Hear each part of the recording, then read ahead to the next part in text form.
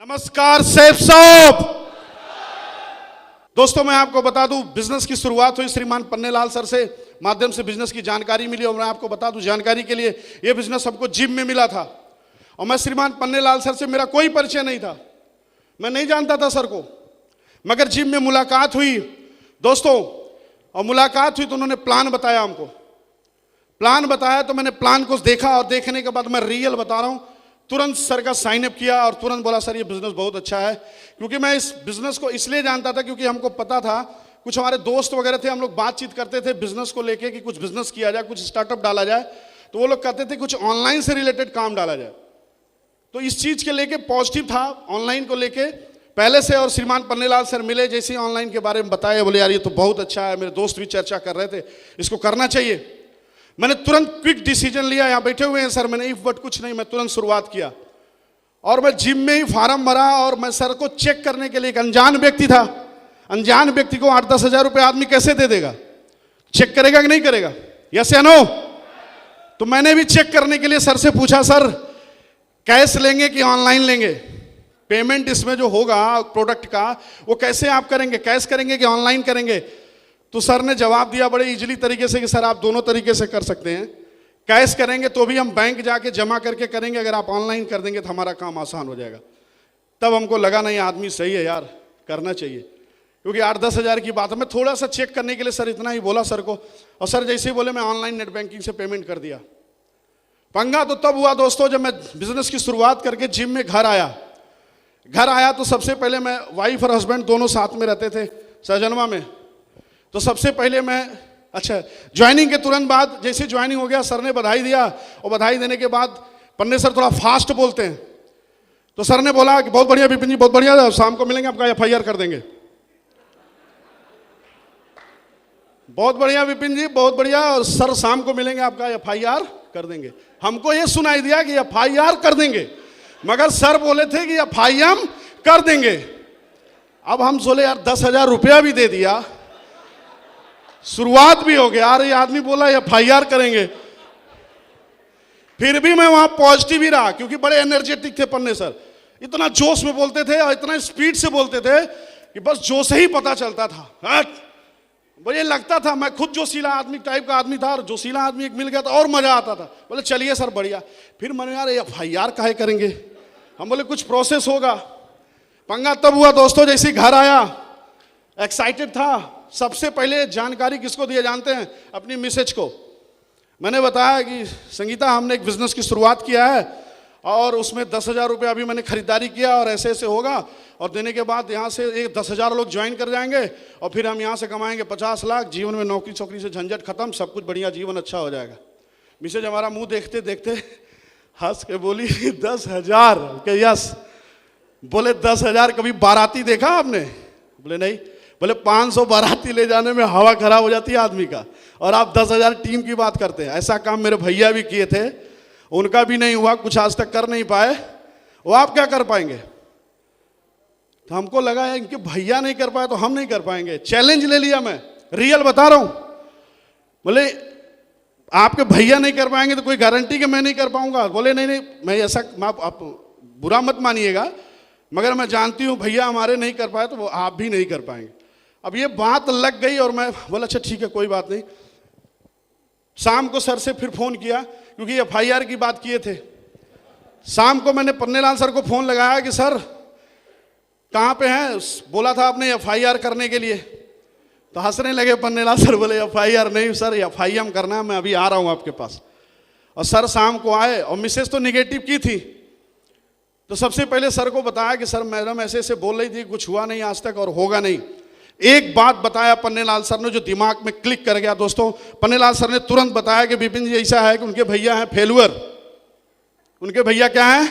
इस बिजनेस से related fail है वो। तो फेलुअर आदमी हमेशा फेल होने की बात करेगा। अगर आप सफल व्यक्ति की बात अगर मानना चाहते हैं तो पक्का सफल होंगे, और अगर असफल व्यक्ति की बात अगर मानते हैं तो पक्का असफल होंगे।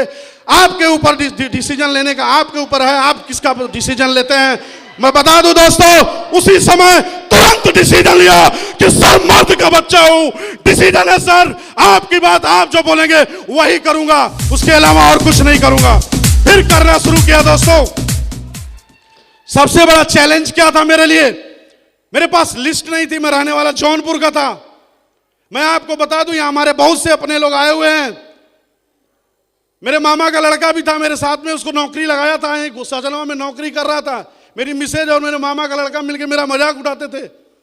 और सबसे बड़ी बात तो तब हो गई जब मेरे मामा का लड़का बोला कि डायमंड बन जाओगे तो साला मोछ मुड़वा देंगे।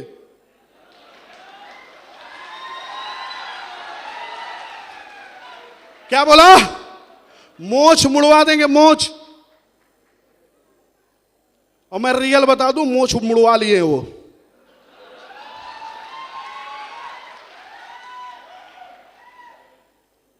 तो मर्दई हमेशा रहती थी दोस्तों, क्योंकि सर थे जोशीले आदमी, श्रीमान पल्लेलाल सर, इन्हीं का साथ पकड़ा श्रीमान रविकांत राय सर का। सर को पता ही नहीं रहता था रविकांत सर को दिन है कि रात।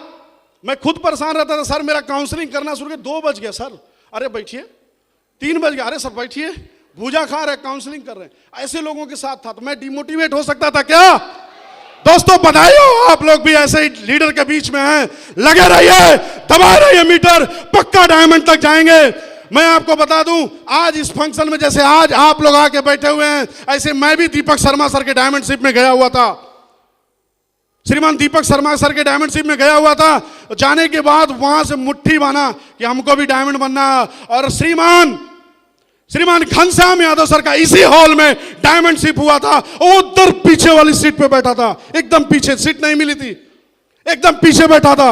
और बैठते बैठते वहीं रो रहा था, और रोने के बाद कमेंट में लिया था, साला मर्द का बच्चा हूं, इसी जेपी पैलेस में, साला जेपी पैलेस में कराऊंगा, जेपी पैलेस में कराऊंगा।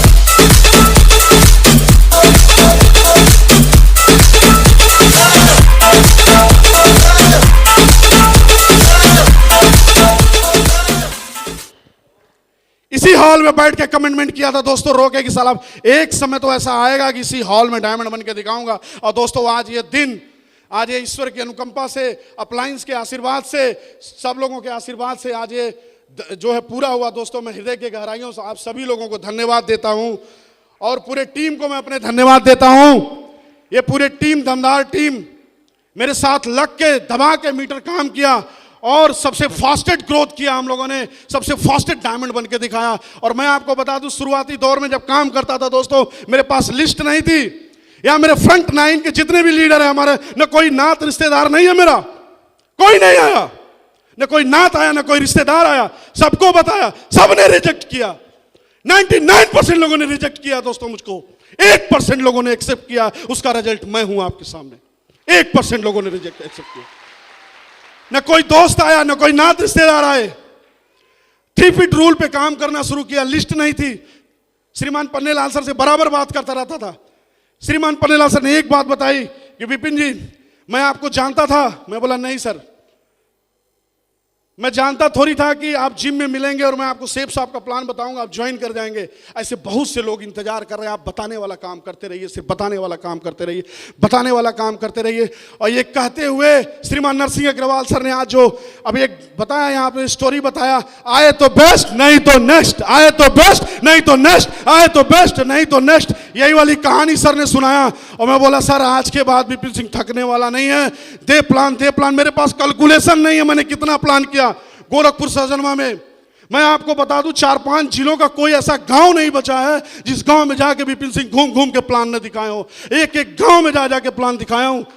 कोई लिस्ट नहीं है, यहां से चल दिया, जो ही रास्ते में मिल गया सबको बताता रहा। यहां श्रीमान विजय प्रताप यादव सर बैठे हुए हैं, फौज से आए हुए हैं। सर से मेरा कोई परिचय नहीं था।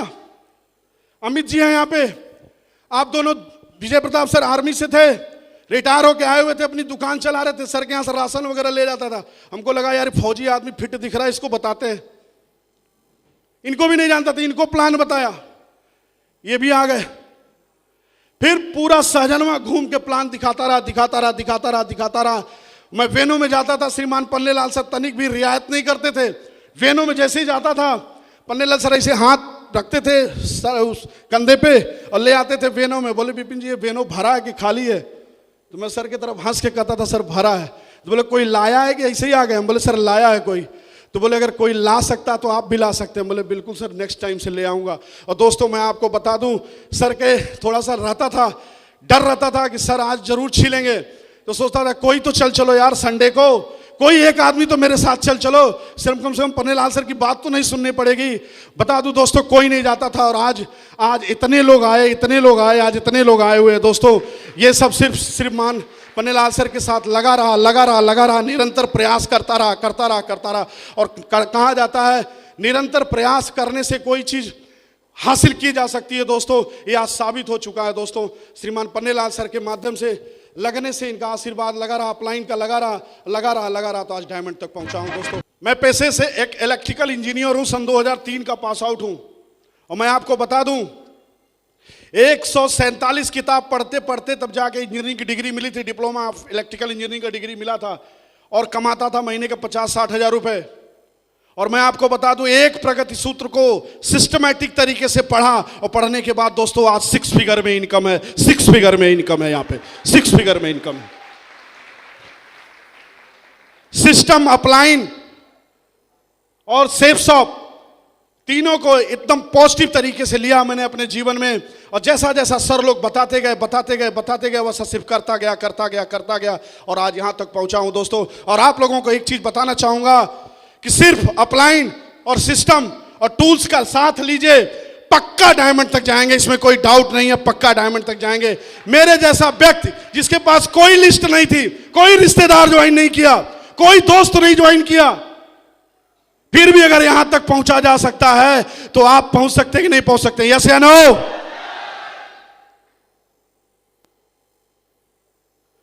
दोस्तों सर ने बताया था समय के लेके बहुत कम ही बोलना है और कुछ आगे प्रोग्राम भी है। इसके बाद मैं अपनी वाणी को विराम देना चाहूंगा और एक चीज कहना चाहूंगा। दोस्तों कमिटमेंट की बात सर ने बताया है। कमिटमेंट में तो मैं आपको बता दूं सर, सन 2022 में हमारे यहाँ 5-6 डायमंड बैठे हुए हैं, जैसे श्रीमान संजीव जी, श्रीमान रमेश जी, श्रीमान अशोक यादव जी, पवन यादव जी, और बुम करके जो पीछे से आ रहे हैं श्रीमान अमरजीत यादव जी, और एक और टाइगर बहुत स्पीड से आ रहा है, बनाया हुआ है मूवमेंट, अमित यादव जी। मैं आप सभी लोगों को जोरदार ताली चाहूंगा। ये सारे हमारे सन 2022 के डायमंड हैं।